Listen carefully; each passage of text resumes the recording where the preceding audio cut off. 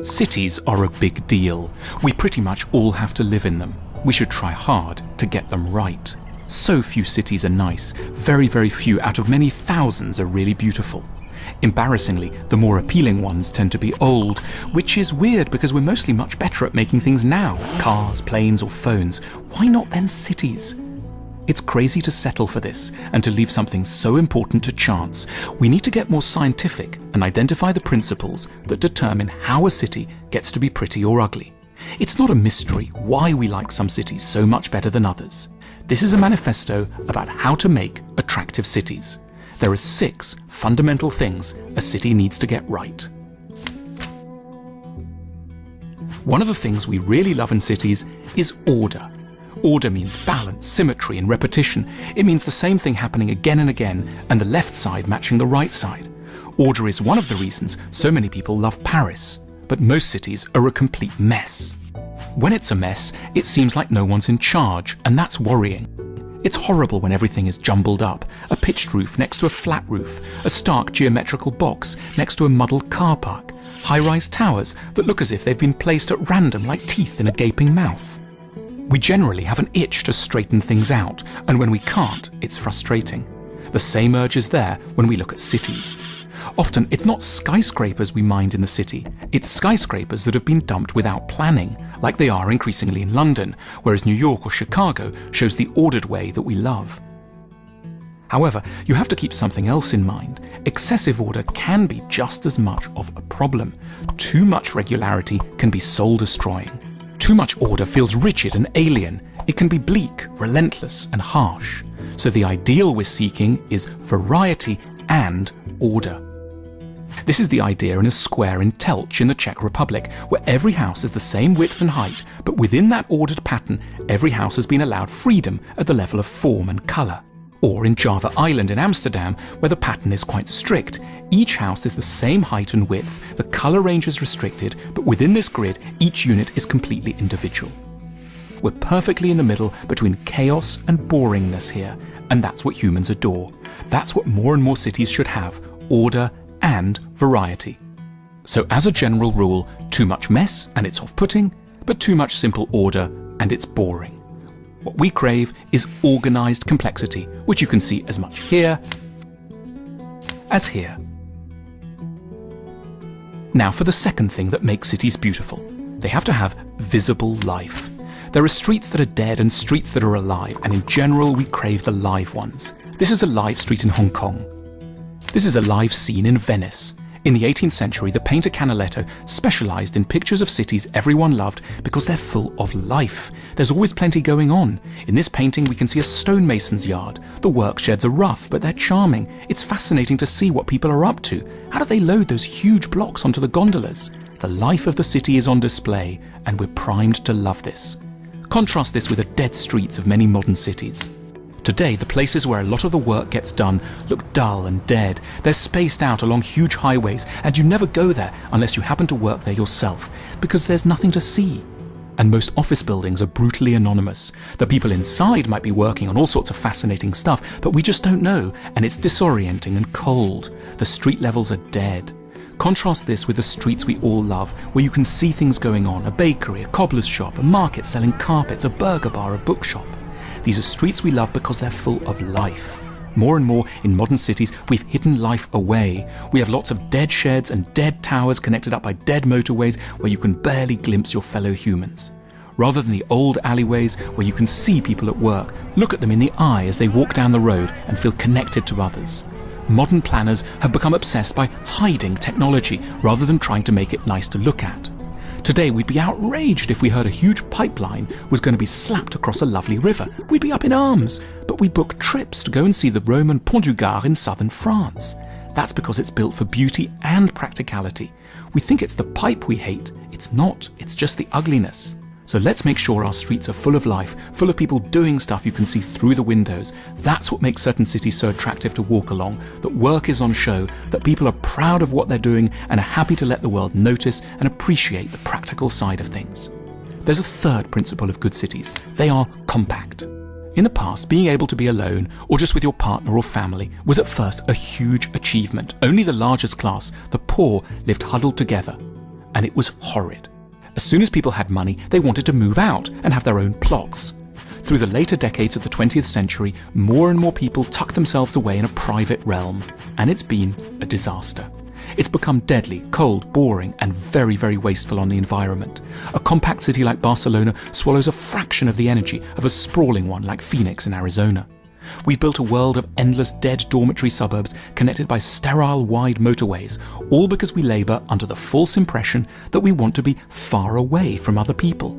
But in fact, it's wonderful to have the balancing, moderating influence of living close to other people in uplifting surroundings. That's why we need tightly packed, well-ordered cities with lots of squares and public places in which we can hang out. All the most beautiful compact cities have squares, yet the art of the square has gone into terrible decline. We keep promoting the invention of mobile phones, but no one's built a good square anywhere on this planet for decades. It's not rocket science, though. Look at the Piazza Santa Maria in Trastevere, Rome. It's a public place, but intimate and enclosed enough to feel like an extension of your home. Lounging about here, having a coffee or a beer, reading a paper, you get to be around other people. Their moderating, cheering effect is restoring. It takes you away from the over-intense, couple-obsessed atmosphere of the home. There's an art to a good square. It should be neither too big nor too small. Anything over 30 meters in diameter starts to become too large, by which we mean the individual becomes overly small relative to the space around them, creating a sense of alienation and dislocation. In a good square, you should be able to see the face of a person across the square. You could, if need be, hail someone walking on the other side. The ideal square must offer a feeling of containment, but not claustrophobia. There's another principle of good cities to do with orientation and mystery. By definition, cities are huge, but the cities that a lot of people love also have lots of little back streets and small lanes where you can feel cozy and get a bit lost. We're drawn to the sense of mystery and enclosure that these streets offer. It's actually lovely to get a bit lost. A warren of alleyways can feel homely and intimate. At Cartagena in Colombia, the balconies nearly touch across the street. You can see your neighbours having breakfast. You know when they've gone to bed, what time the children do their homework on a Sunday evening. The fact that everyone's a little bit on display a lot of the time tends to make people nicer. They don't shout at each other quite so much. They put flowers on the table more often. We like it, but we forget that we do, and we don't quite know how to ask for it. Modern planners and developers give us maximum privacy because they suppose that's what we all want, and because they insist that cars and lorries, which like a lot more space than people, are the most important things in the world. Of course we need balance between small streets and big ones. Necessarily, cities are large. We love small streets, but they're a nightmare when you have to go any distance. So the ideal is to have big boulevards, grand, wide, straight places, and also little warrens of streets. We need cities that offer us two important pleasures, the pleasures of mystery and the pleasures of orientation. Let's think about scale now. Modern cities are all about big things. Joseph Campbell once wrote, "If you want to see what a society really believes in, look at what the biggest buildings on the horizon are dedicated to." The biggest, most prominent things tell us about the actual rather than the admitted priorities of a society. We don't collectively say we worship sports shoe corporations, tax specialists, the oil industry and pharmaceuticals. Our cities, however, tell another story. They're full of enormous towers devoted to just these things. That is a bit depressing. As humans, we don't mind things being big per se. We don't mind being humbled, so long as the things we're bowing to deserve homage, like a beautiful mosque or a cathedral or a museum. But we've allowed our cities to be hijacked by aggressive commercial interests, by towers that honour not God or love or humanity, but pizza corporations and hedge funds. They exist because we've made a big, dumb collective mistake. We focused on who owns land, but we don't think about who owns space, who has air rights. And in the end, who has air rights determines what you can see from your window. We suggest that the ideal height for any city block is 5 stories high, no more. Above that, people start to feel small, insignificant, trivial. So we say, cut down those towers and pack everything into 5 stories. Make it dense, compact and tight, like they do in some parts of Berlin, Amsterdam, London and Paris, the bits we love. Of course, occasionally there can be a huge building, but let's keep it for something really special, something all of humanity can love. Towers have to be worthy of their prominence. They must be aligned with our best ambitions and long-term needs. Finally, make it local. Some things should be the same everywhere. We don't expect there to be a uniquely Venezuelan telephone or a distinctively Icelandic bicycle. But but we don't want buildings to look the same everywhere. It's hugely disappointing when you fly somewhere for hours, land, and feel you could be anywhere.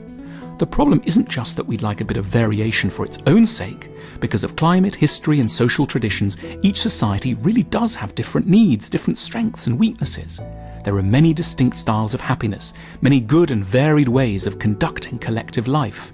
The sameness of cities is a problem because it reveals how far each must be from engaging with a specific character of its own place. It's like wearing the same clothes in all climates, or speaking in exactly the same way, irrespective of who you're talking to. Cities need to have strong characters connected to the use of distinctive local materials and forms. The pale sandstone of Millbrae Crescent in Glasgow's south side is a local material, a medium-grained, carboniferous blonde sandstone formed when the Scottish landmass lay near the equator. Or around Cambridge, brick from the local yellowish Gault clay is a major traditional material. Or think of the way the great Australian architect Glenn Murcutt found ways to put up buildings that reflected the distinctive character of Australian life. So the law should be, don't make your city from buildings that could be just anywhere. Find a style of architecture that reflects what makes your location specific. The obstacles to building beautiful cities are not economic. Collectively, we've got enough money. We face two main problems. Firstly, an intellectual confusion around beauty, and secondly, lack of political will.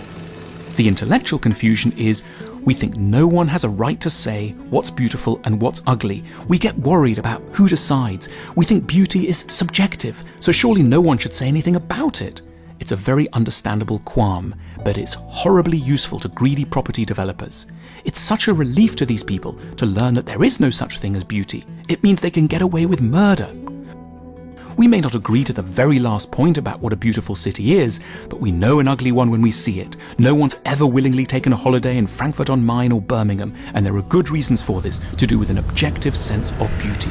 So let's stop being dangerously relativistic about this. Yes, there is such a thing as beauty. Sydney and San Francisco and Bath and Bordeaux have it, and most other places don't. The proof lies in the tourist statistics. Let's not keep saying beauty is just in the eye of the beholder. That's just a gift to the next wealthy idiot who wants to put up a horrible tower.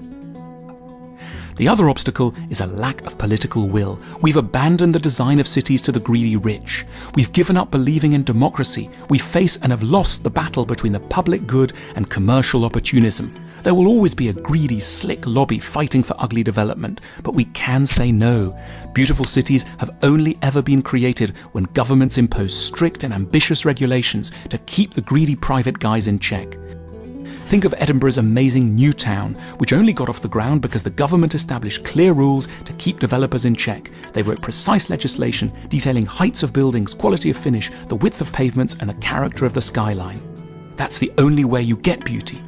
They didn't leave it to the free market. Do that and you will have chaos. When governments give up on beauty, people start to hate all building. We become collectively despondent. We think we hate all building and that we can't create beautiful places. We get obsessed by restoration and opposed to anything new, which is wrong because we need places to live. Humanity hasn't put up a single beautiful city since about 1905. When Venice was built, no one regretted the lagoons that had been swallowed up.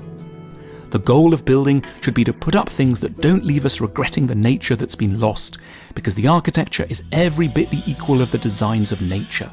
We can create more beautiful cities, but we have to confront opportunistic developers and our own intellectual confusions. Governments can only create beauty if they have enough public backing. Political will is ultimately about what all of us, the electorate, are asking for.